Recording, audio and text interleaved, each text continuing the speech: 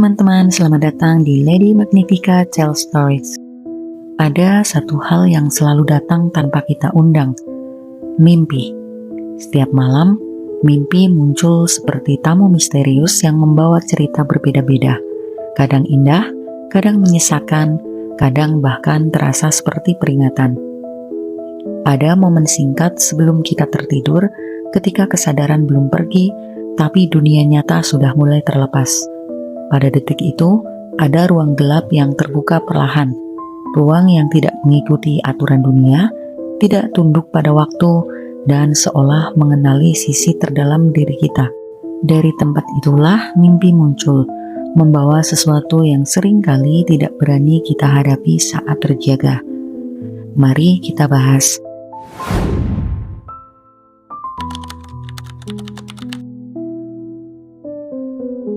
Mimpi selalu dimulai dengan cara yang halus.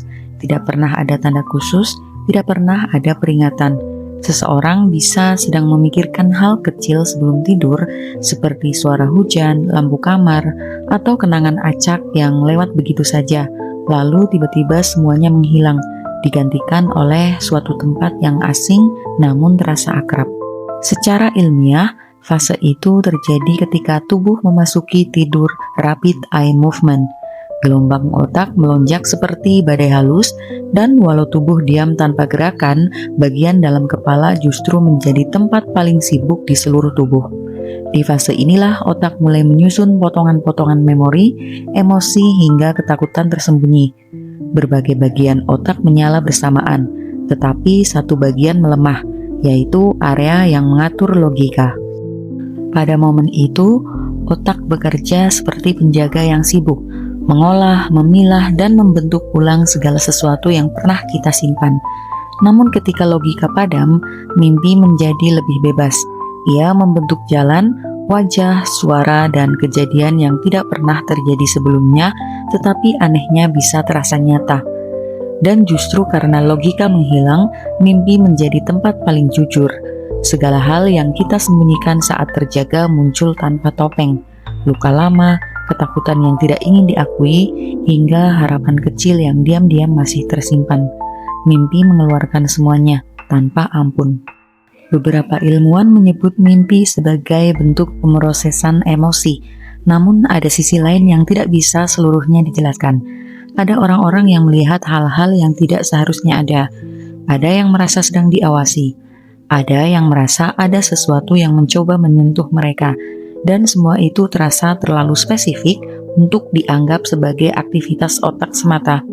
Pada titik ini, batas antara penjelasan ilmiah dan sesuatu yang lebih gelap mulai mengabur. Karena jika mimpi hanya sekedar sinyal elektrik, mengapa ada orang yang bisa merasakan kehadiran makhluk, padahal mereka tidak pernah memikirkan hal itu sebelumnya? Mengapa ada suara-suara yang seolah memanggil dari balik kegelapan? Dan mengapa seseorang bisa terbangun dengan rasa takut yang tidak masuk akal, seperti baru saja lolos dari sesuatu yang tidak terlihat? Mimpi adalah jendela. Pertanyaannya, jendela menuju kemana?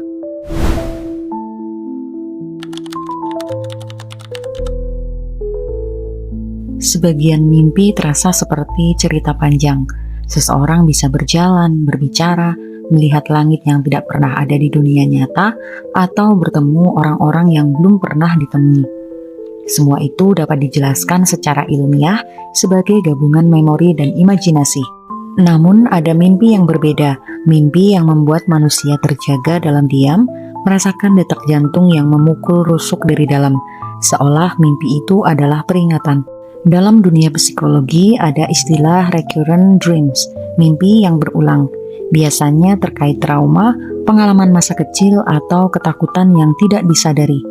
Tetapi ada mimpi berulang yang tidak memiliki asal-usul jelas. Mimpi tentang lorong panjang tanpa ujung, mimpi tentang suara yang memanggil dari tempat yang tak terlihat, mimpi tentang sosok yang hanya berdiri menatap dari kejauhan. Orang-orang melaporkan merasakan hal yang sama di seluruh dunia.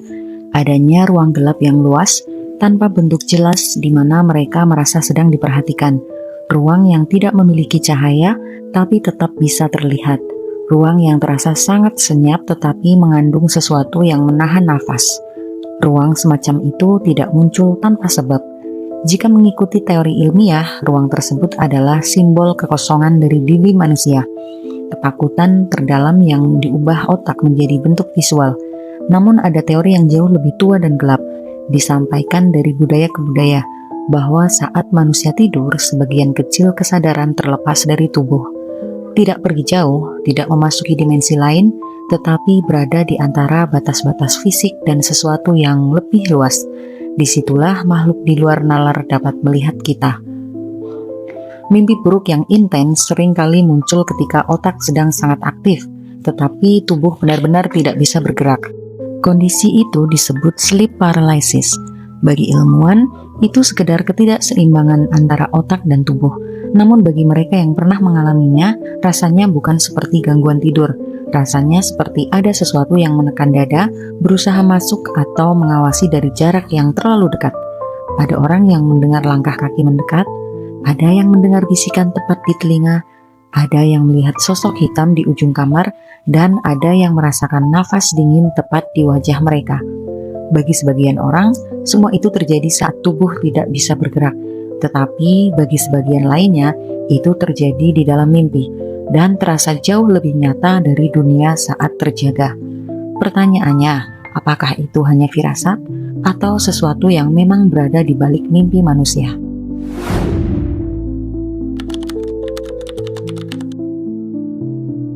Ada kisah-kisah yang membuat mimpi terasa lebih dari sekedar fenomena biologis. Ada orang yang bermimpi tentang seseorang yang belum pernah dikenal dan bertemu orang itu di kehidupan nyata.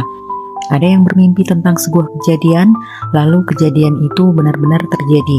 Ada yang merasa mendapat pesan, baik berupa ancaman maupun peringatan.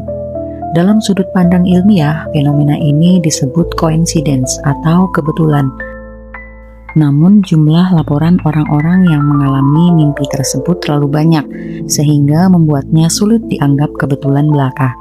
Ada teori bahwa mimpi adalah cara otak menghubungkan informasi yang tidak kita sadari saat terjaga.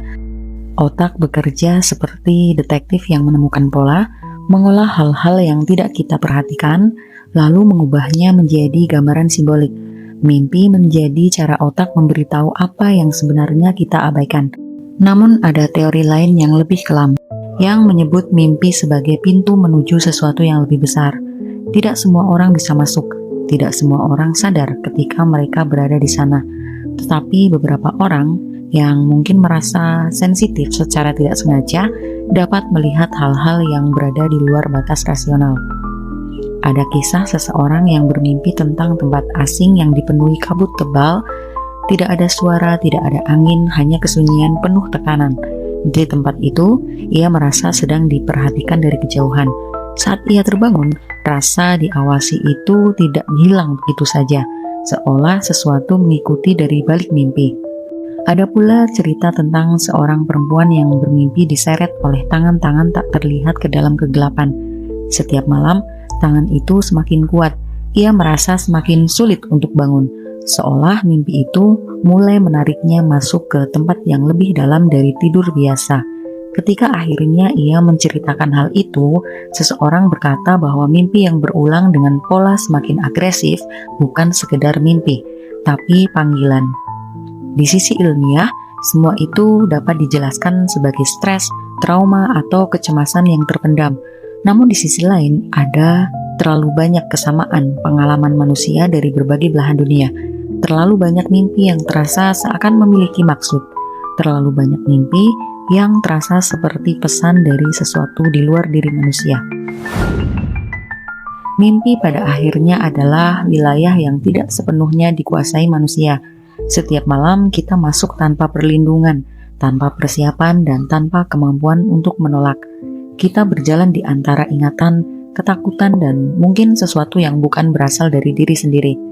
Dan malam tidak pernah memberitahu apakah mimpi yang kita alami hanyalah hasil kerja otak atau undangan menuju sesuatu yang lebih gelap.